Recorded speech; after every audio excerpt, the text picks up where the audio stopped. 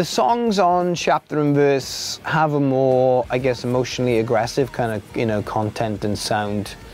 I guess, over the last couple of years we've been delving more, and I've been delving more, listening to a lot more kind of hardcore and post-hardcore stuff, and even going back to the kind of records that got me into wanting to be in a band in the first place.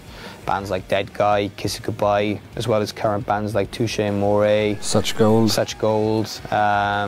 So many incredible records being made now by bands who are willing to push the envelope a little bit further in aggressive music, and who are not ashamed of wearing their hearts on their sleeves, which is, I think is definitely the way forward.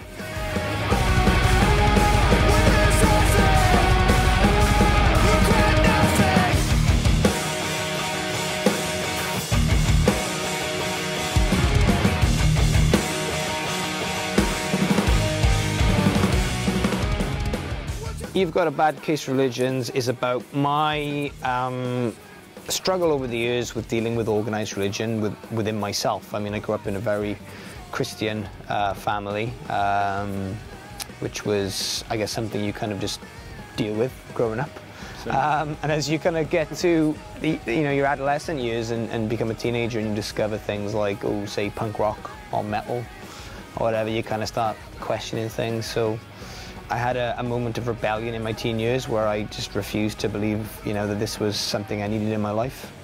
And then for some reason, I had the whole kind of searching period in my 20s where I went through the whole run of organized religions, looking at feeling that I needed something to be a part of my life, maybe a crutch. I'm not sure if but I've come to the realization through the song and through the whole 14 years of being in the band as well that it's not something that I need to apply to my life to make me happy. So it's like a full stop on my commentary on dealing with organised religion within myself. I think it does open you up to a different audience, because I know that when we started out as a band, Christian metalcore was a big deal. I'm not sure if it still is anymore. But we started playing shows, in America and stuff, and that we, even in the South, where even having religious beliefs, maybe not to the extreme that our audience were having at the time, specifically in these countries, we'd find ourselves confronted with individuals, arguing with us about, why do we blaspheme if we believe in God, or if I believe in God. And I just, would often tell people to chill out. It's kind of an interpretive thing, I think, to me anyway.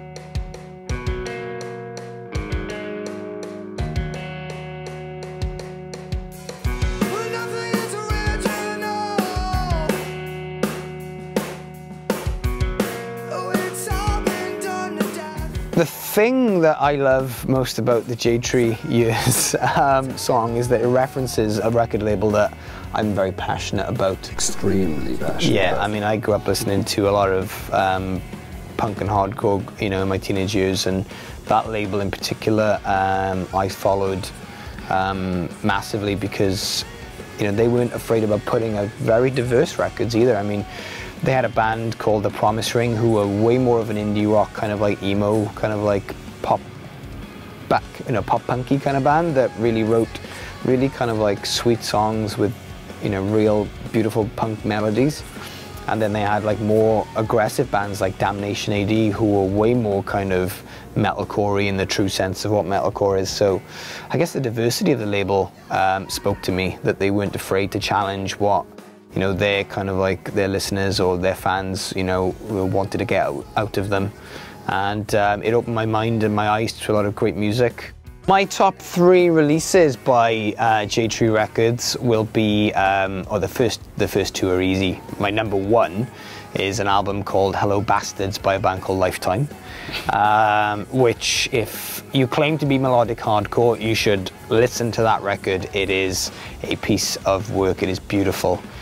Equal parts emotional and quite fast and nippy as well. My second favourite release by Jade Tree is Nothing Feels Good by The Promise Ring. Again, on the flip side to Lifetime, they're a bit more of an indie kind of influence, a bit more of a proper emo influence. Quite melodic, very poppy, yet still very poignant and heartfelt. And number 3 is going to be Exit English by a band called Strike Anywhere. More political, but still more in the melodic hardcore sensibility.